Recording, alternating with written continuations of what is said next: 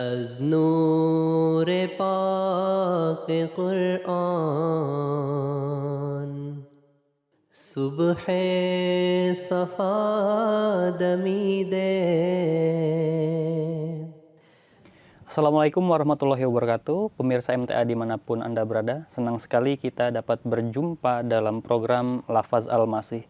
Dalam program ini kita akan mengupas sabda-sabda Hadrat Masih Maud alaihissalatu wassalam yang termaktub di dalam kitab Malfuzat.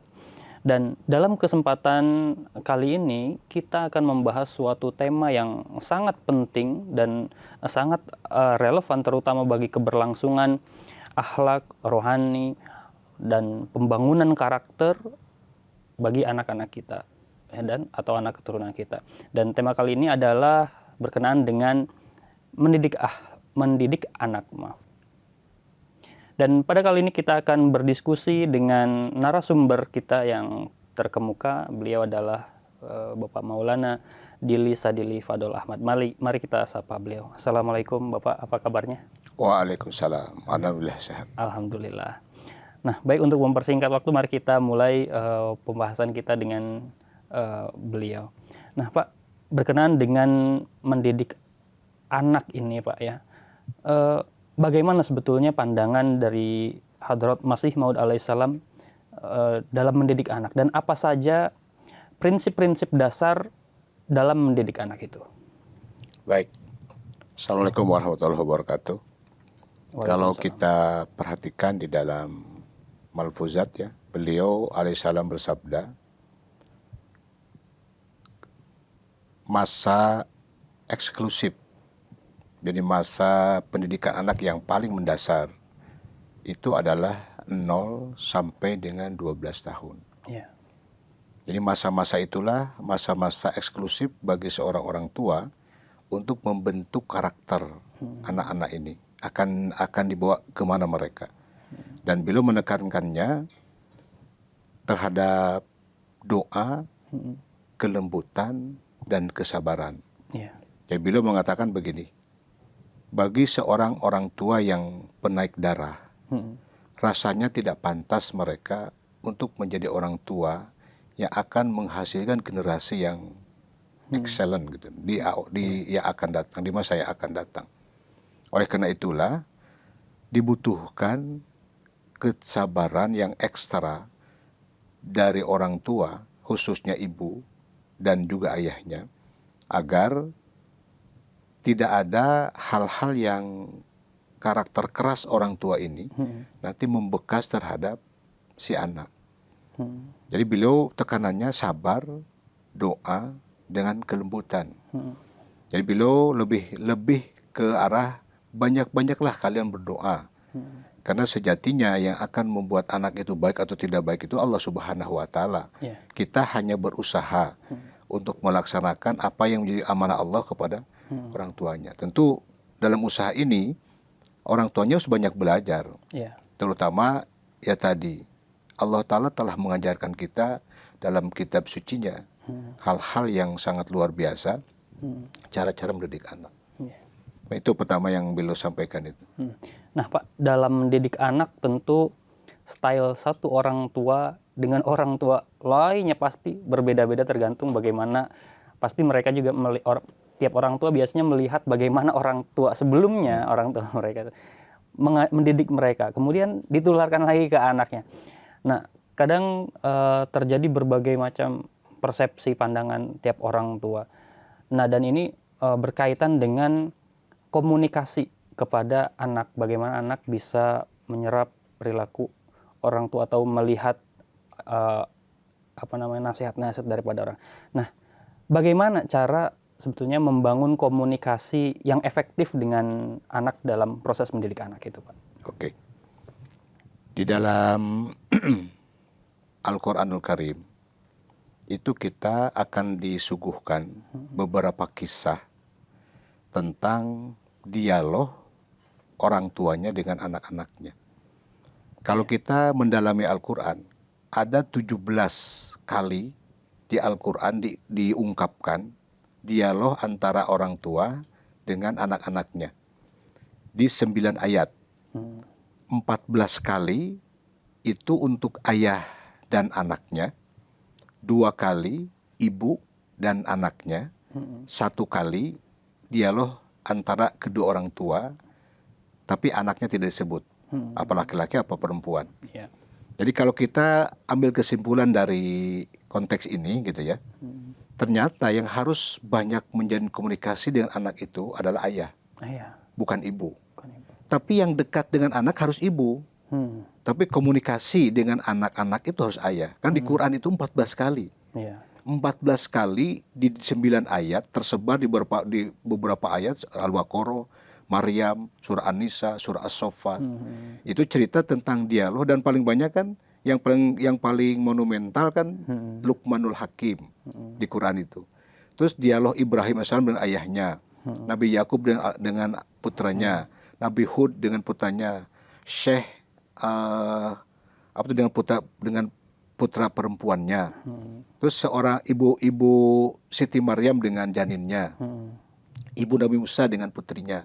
Tapi hanya 2. Kalau ibu itu hanya 2. Iya. Ya meskipun kalau kita baca di dalam literasi bahwasanya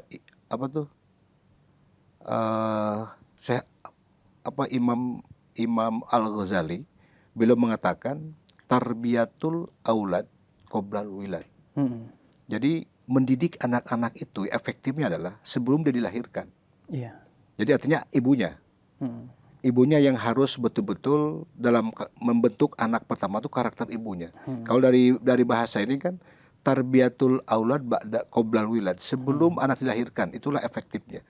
Tetapi setelah dilahirkan ternyata komunikasi yang harus terbangun itu harus dengan ayah, bukan dengan ibu. Karena di Quran 14 kali disebut. Tendensinya udah 14 kali. 14. Kalau ibu hanya 2. Kalau ibu dengan anak itu hanya 2 kali. Tapi kalau ayah itu 14 kali. Bahkan hasil survei mengatakan di Indonesia nih, 65% anak Indonesia tidak dekat dan tidak kenal dengan ayahnya. Oh. Padahal dia punya ayah, Iya. tapi tidak kenal, tidak dekat dengan ayahnya. Suatu ketika ada seorang mengambil sampel survei seorang anak yang sedang bermain. Terus dia tanya anaknya, ambil tuh permainan, kamu pilih mana? Lebih baik kehilangan mainan atau ayah? Dia bilang lebih baik kehilangan ayah daripada mainan. Karena yang ngobrol dengan sehari-hari kan mainan saya. Yang menemani hari-hari itu permainan saya, bukan ayah saya. Ayah kan memang sibuk dari pagi sampai mungkin malam datang. Nah, oleh karena itulah kita berpesan, Quran memesankan agar ayah-ayah kita ini harus menyempatkan waktu dalam kondisi apapun. Misalnya gini, kita kerja, oke lah seharian kerja full. Nah, pulang di rumah, hilangkan semuanya, handphonenya simpan, segalanya simpan. Jadi jalin komunikasi yang intens dengan anak-anaknya, utamanya anak perempuan. Iya. Nah, biasanya anak perempuan tuh deket sama bapaknya, Bu ya. Kan beda kalau anak perempuan kan ya akan melahirkan generasi yang di Quran digambarkan kan, perumpamaan orang-orang kafir itu adalah istrinya Nabi Nuh dan Nabi Lut. Tapi perumpamaan orang-orang beriman adalah istrinya Fir'aun. Kan kalau logika sederhananya kan harusnya dibalik kan. Iya. Orang beriman isinya Nabi, orang kafir isinya Fir'aun, harusnya secara logika. Tapi faktanya Allah memberikan ilustrasinya umpama orang beriman itu isinya Fir'aun. Kenapa? Karena ternyata isinya Fir'aun itu suaminya mendakwakan sebagai Tuhan. Dia sendiri beriman kepada Nabi Musa AS. Jadi bisa dibayangkan gambaran kesulitannya dia berekspresi, mengungkap keimanannya di tengah-tengah bayang-bayang suami yang mengaku sebagai Tuhan. Kan gitu. Berarti peran ibu luar biasa dalam konteks kedekatannya. Tapi komunikasinya tadi harus ayah. Ayah yang harus banyak menjalin komunikasi dengan putra-putranya. Ya, komunikasi dalam berbagai hal gitu ya, dalam penanaman moral, tanaman akhlak segala macam. Ayah itu menjadi ayah yang sentral menjadi itu. Pelopor Harus jadi figur utama. Iya, betul. Iya. Karena memang contoh utama ya kan ayah sebagai imam, dia jadi panutan kan seperti apa ya. Nah, Pak, selanjutnya kalau kita lihat era globalisasi sekarang nih, anak-anak kita ini kan mereka kontak dengan berbagai macam orang di luar, terutama ketika mereka sekolah atau berkegiatan di luar. dari berbagai macam latar belakang, segala macam informasi, ya, pola pikir itu kan biasanya cukup mempengaruhi anak-anak kita. Nah, bagaimana seharusnya orang tua itu menanamkan nilai-nilai moral, etika kepada anak-anak sehingga ketika dalam pergaulan di luar mereka itu bisa tetap terlindungi dari segi kerohaniannya, akhlaknya dan sebagainya. Seperti apa, Pak? Jadi sebenarnya begini, kalau di literasi umum ya, kalau kita paham tentang bagaimana cara agar anak-anak kita ini menjadi anak-anak yang super di hari yang akan datang. Minimal 5 hal harus dimiliki oleh orang tua. Yang pertama, konsisten dengan rutinitas mereka. Misalnya gini, ketika orang tua menentukan kapan kamu belajar, kapan kamu makan, kapan kamu bermain, itu harus konsisten itu, rutinitas itu. Kapan kita mencela-mencele, itu tidak akan pernah berbekas terhadap anak. Nah, yang kedua, konsistensi tentang aturan. Jadi ketika si ayah atau ibu memberikan aturan terhadap anak, jangan pernah coba-coba untuk dilonggarkan. Oh, seperti itu. Iya, kalau sampai dia kan anak nanti juga dimaafkan ini. Itu nggak bisa. Jadi harus konsisten. Ketika si ayah membuat sebuah aturan, maka konsistensi itu harus. Jadi kalau A, ya sudah A, kapanpun tidak bisa ditawar-tawar. Papa sudah, jadi anak itu sudah terbentuk di karakternya itu, iya. Ayah saya kalau sudah bilang A itu tidak mungkin berubah itu. Ya, terkesan di benaknya. Nah, yang ketiga, dorong si ke anak ini agar mampu menghadapi tantangan. Kan banyak anak yang punya karakternya pemalu, kurang pede gitu ya. Nah, orang tua jangan membiarkan mereka larut dalam kelemahan itu. Itu harus didorong itu agar, ya kalau misalnya gini, orang pemalu, anak ini harus banyak dibawa ke komunitas orang anak lain. Dekatkan dengan perlahan-lahan. Dekatkan, supaya berkawan, berkomunikasi dengan orang lain. Itu akan tumbuh. Dengan perlahan pasti akan tumbuh. Nah, yang keempatnya, orang tua itu harus belajar berkasih sayang. Itu kunci. Jangan pernah seorang orang tua menunjukkan kekasaran, gitu ya, keradikalan di hadapan anak-anaknya. Karena mereka nanti akan terbentuk, ya kan, fakta yang membuktikan. Ketika ada hari ini ada anak yang sampai membunuh orang tuanya. Ternyata kan mereka menyaksikan bagaimana ayah terhadap ibunya. Hari ini ada anak yang berumah tangga begitu kasar terhadap istrinya. Ternyata 20 tahun yang lalu dia menyaksikan hari-hari kalau ayahnya kasar banget terhadap ibunya dia. Dia tidak perlu ngomong rupanya, dia menyaksikan tuh. Makanya karakter kasih sayang seorang orang tua di dalam rumah itu sangat penting, membentuk mereka menjadi orang yang berkasih sayang. Nah, yang terakhir dari 5 cara itu adalah harus mengusahakan time out, masa-masa jeda. Misalnya gini, ketika si anak ada semacam kekeliruan, merengek misalnya, ngambek misalnya atau marah-marah, berhenti kita berkata dengan mereka, barang 2 hari misalnya, kita biarkan aja. Supaya apa? Dia belajar merenung. Oh, ternyata kalau saya berbuat seperti ini, orang tua saya menjauhi saya. Jadi time out dulu, barang sejenak untuk mengajarkan kepada anak agar mereka introspeksi diri, mau buat introspeksi atas kekurangan kelemahan. Itu seperti itu kira-kira itu. Jadi cara-cara menanamkan nilai-nilai itu bisa hal seperti itu, Pak ya. Baik. Nah, Pak, selanjutnya nih, Pak, tentu dalam mengatasi anak itu, menghadapi anak itu kan berbagai macam tantangan ya. Bagaimana cara mengatasi tantangan dalam mendidik anak, seperti perilaku yang sulit atau tuntutan yang berlebihan gitu, Pak? Ya, jadi kalau kembali lagi kepada bahasa Hadrat Masih Salam, bahwa teladan orang tua itu yang paling utama. Contoh orang tua. Jadi ketika kita ingin mendidik anak-anak supaya anak-anak itu nerima apa yang dia dapatkan, ya kitalah orang tua yang harus belajar menerima apapun yang Allah berikan kepadanya.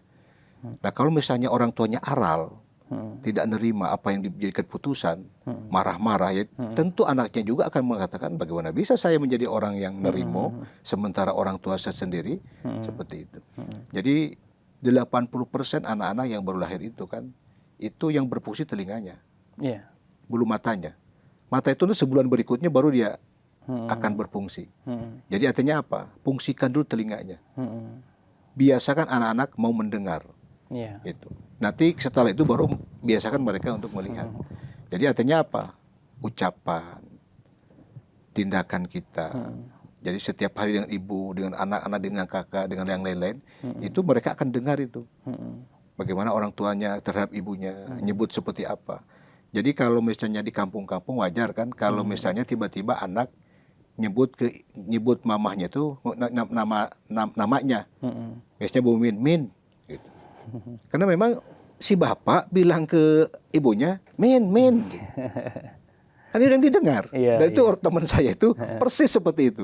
Saya bilang kurang ajar amat kamu nyebut ibu namanya. Panggil nama. Ya, kan ayah saya bilang seperti itu. Makanya benar kan Rasulullah SAW mencontohkannya apa? Bilang kayaknya ya Humaira. Wahai pemilik pipi yang kemerah-merahan. Apa sih susahnya bilang hal-hal semacam itu gitu kan? Iya. Iya, beb, sayang, cinta kan gitu. Itu sesuatu yang sangat-sangat bermanfaat bagi membentuk karakter anak-anaknya. Dan untuk harmonisasi keluarga juga itu sebenarnya. Jadi ketika kita menghadapi anak-anak yang berbagai macam latar belakang, pertama orang tua belajar sebanyak membaca. Iya. Terutama apa? Karakter. Terus banyak belajar psikolog, kejiwaan setiap orang. Kan gitu. Di masa umur sekian itu apa sih tingkatan anak ini, apa sih yang dimauinya? Tingkatan bisa meningkat umurnya pasti akan berbeda juga. Itu tingkah lakunya. Maka kata Mas SAW kan 0 sampai 12 tahun itu masa eksklusif pendidikan anak. Artinya apa? Orang tua masih punya wewenang lah untuk narik gitu ya. Untuk mengikat dalam tanda kutip ya. Ngejepret misalnya. Kan Nabi katakan kalau anak yang umur 7 tahun tidak mau sholat, ambil lidi. Artinya dicepet pakai lidi, bukan pakai tangan kan, supaya tidak berbekas. Artinya dampak dari hukuman itu yang dibutuhkan. Bukan kan lidi tidak akan mungkin berbekas. Tapi cara orang menghukumnya akan berbekas karena anak orang tua saya kalau saya tidak sholat pasti dia akan bawa lidi itu. Nah itu bekas itu. Nah itu masih bisa. Nah kalau sudah 12 tahun ke sana itu perang dunia itu. Mereka sudah bisa menentukan. Maka kata Mas Yonatan itulah sebuah kesyirikan. Ya ketika kita memaksakan anak-anak yang sudah dewasa dibawa ke masjid supaya aktif di jemaat, supaya mau sholat berjamaah, ikut tarbiyat, kegiatan hudam dan lain-lain, itu sesuatu yang nyaris mustahil. Kalau 0 sampai 12-nya tidak terpelihara. Karena itu sudah terbentuk. Sudah terbentuk kok. Dulu dia dengan siapa? Dia lebih menghormati temannya daripada ibunya. Dipanggil temannya kapanpun oke. Nurut dipanggil temannya. Iya, tapi kalau oleh orang tuanya kayak gitu. Kan dari kecil dibiarkan. Iya. Seperti itu kayak kira itu. Jadi setiap tingkatan umur itu ada tantangannya masing-masing. Dan tugas orang tua itu ya harus mempelajari karakter dulu ya, belajar penting banyak membaca gitu ya. Sangat penting. Itu seperti itu Pak. Ya, baik. Nah Pak, selanjutnya bagaimana nih Pak pentingnya memberikan batasan dan aturan kepada anak dalam mendidiknya?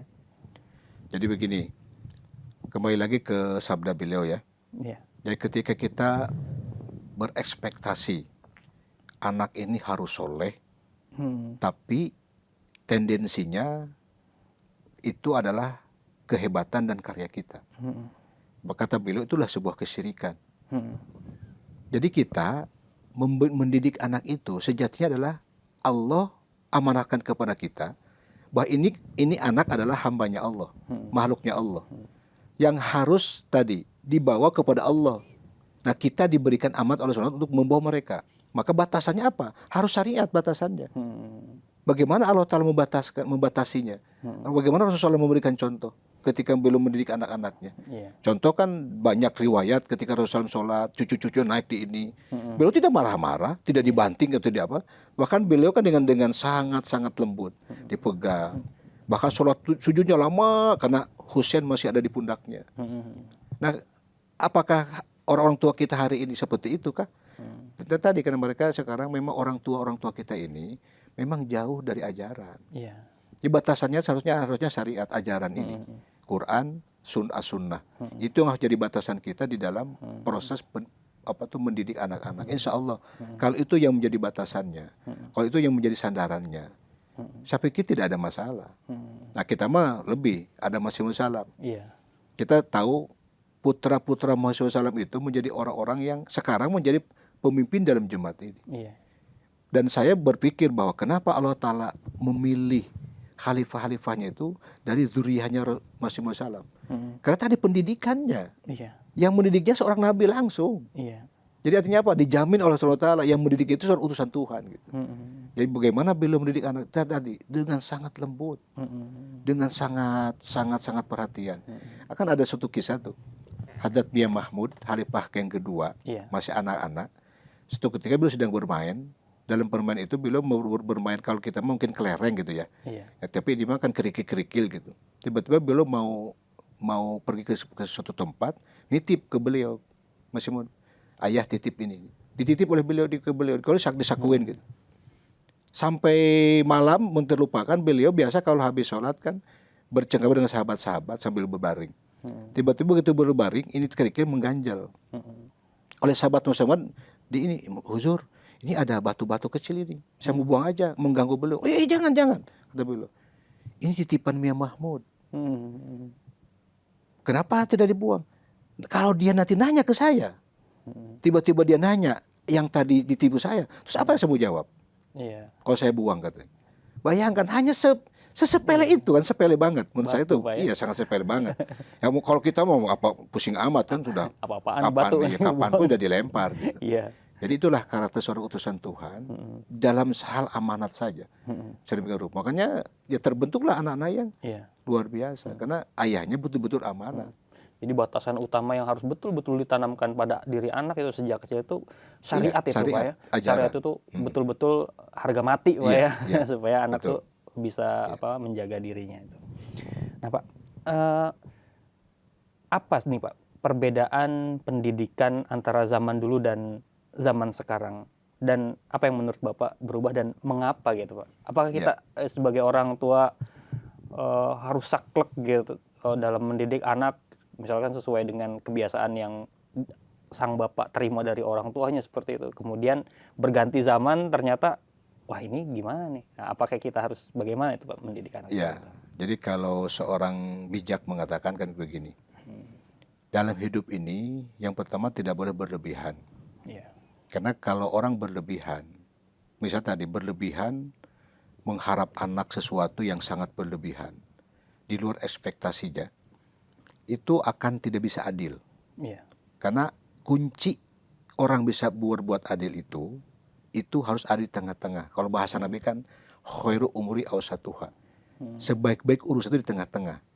Jangan condong ke atas, jangan ke bawah. Maksudnya jangan berlebihan. Yang kedua, orang berlebihan itu tidak bisa beristiqomah.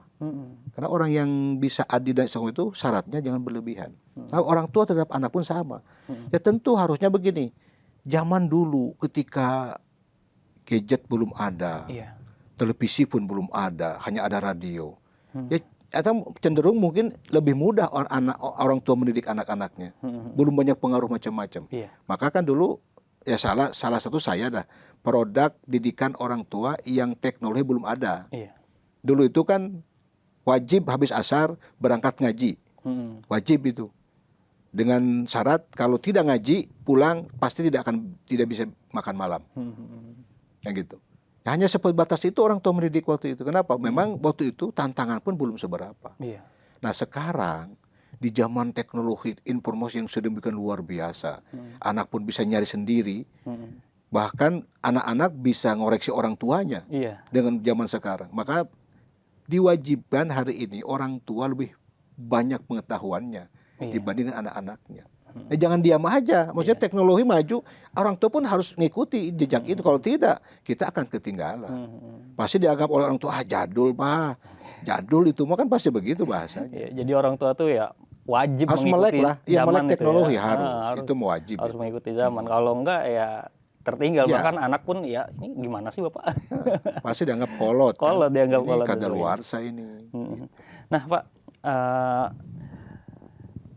karena waktu sudah habis nih, padahal materi kita nih sangat menarik sekali pemirsa MTA dimanapun Anda berada.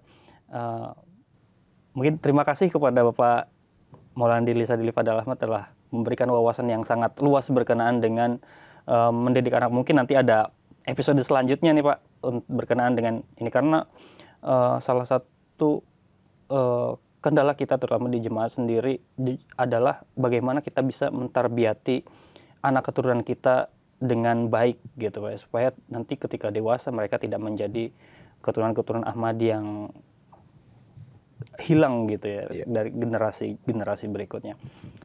Akhir kata, semoga diskusi kita pada hari ini dapat memberikan manfaat, terutama dalam hal mendidik anak keturunan kita menjadi individu-individu yang lebih religius, lebih bertakwa lagi kepada Allah Subhanahu wa Ta'ala. Dan akhir kata, saya tutup. Wa akhiru da'wana alhamdulillahirabbil alamin. Wassalamualaikum warahmatullahi wabarakatuh.